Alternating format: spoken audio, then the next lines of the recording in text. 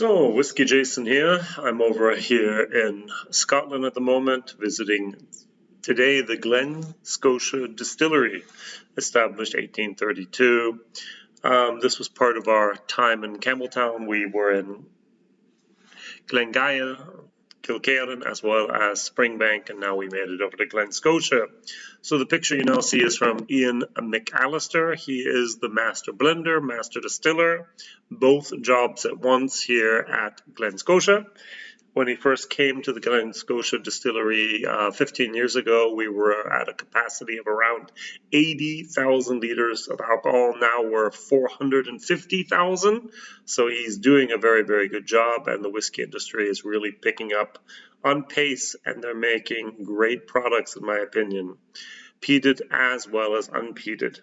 So the first thing you do is he takes us as a group through the production steps. So we actually see this big silo. 50,000 tons of grain can be actually stored in both sides of this. A little bit better here to see. So 50 tons times 2, 100 tons malt storage silo. So yeah, they take out, they get 29 tons, they take out 28.8, I think, each and every time, and they put it into the mash tun. Well, before they put it in mash tun, they have to actually put it through then their milling machine, and that's what we're going to take a look at now. This is I find it fascinating that the top is always still wood. So he took out the filter, did the 70-20-10 thing. This is a Robbie Bobby mill. So very, very nice. And then after the grain is milled, it is actually then here moved over to our mashing tun. Big old mashing tun with the rake in there. So you see that rotating rake.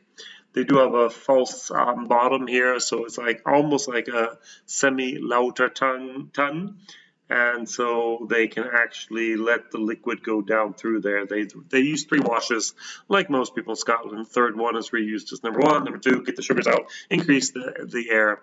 Now the mash tun is 20,000 liters. That's not small, to be honest. So the one of the German distilleries I was working with a couple weeks ago was 4,000. So this little contraption here is where that hot water comes in at. I think it's at 60 degrees. First of all, they do have a heat exchanger to capture some of the heat here from the hot, because when you put it over in the mash tuns, over in the fermenters, you need to cool it down. So this is a unique invention. I've seen it actually at other places as well. It's called the underback. So you have the mash tun, you have the plates, and you have over to the side, you actually have a pipe that connects them. And so as we know, fluids will actually create an equilibrium. And so what you do is you have the underback that's a tiny little bit deeper, and so the fluid wants to flow over there. You have a valve, and you actually regulate that with a valve so that you can actually drain everything from the mash tun as you want it. He said that's one of the most important and most of the difficult things that you are actually being able to do at the distillery. It takes a little while to get that upright. Not many places have mash tuns. Sorry, not mash tuns, underbacks. I think it was Glengoyne, or was it Glenfarclas also have it. All right, so we walked over to then the washbacks, the fermenters.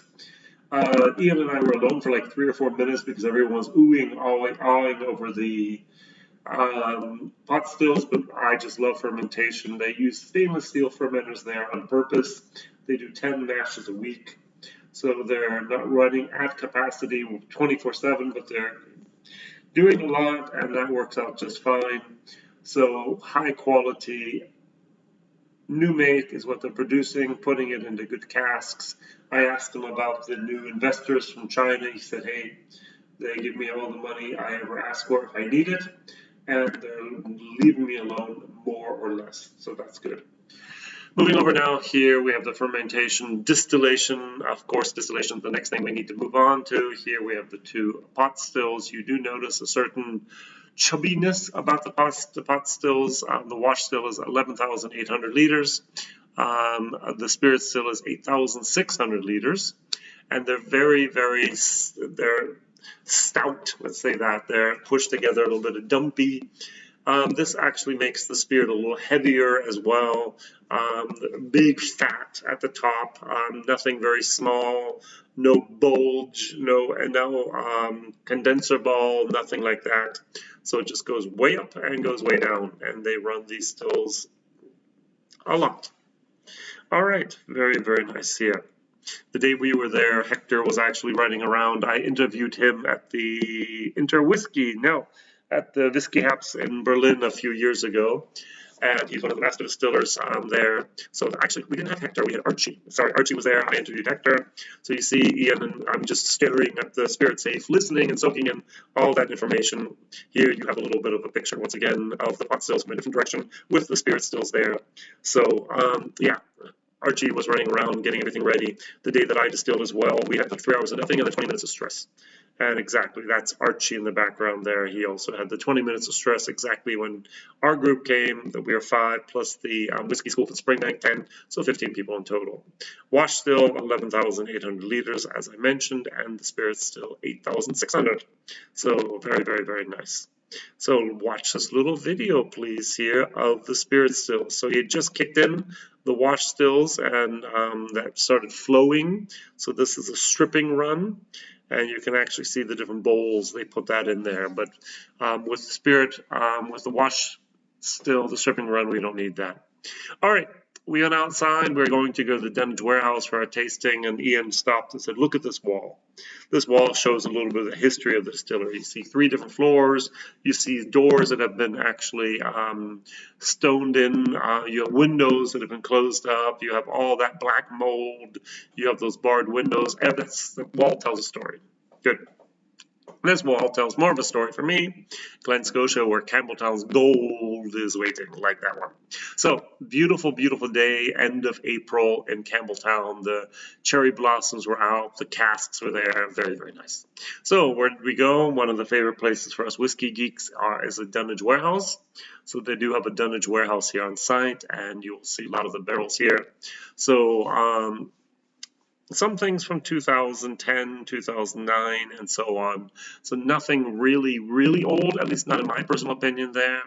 So a lot of stuff that we were tasting was all from 2016. And he showed us the difference between the cask from a sherry, from a lightly peated, from a heavily peated, from a Jim Beam cask, an ex-bourbon cask. Yes, everything was 2016. Not bad. So we went back outside. Our tasting was over. It was great. So you see the cask is waiting to be filled in the yard.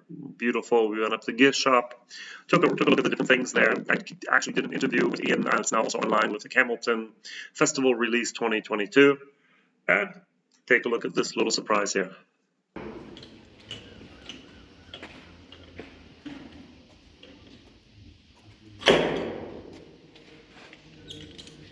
You've done that a few times, huh? A few times. Yeah, that's our little group that we're traveling with.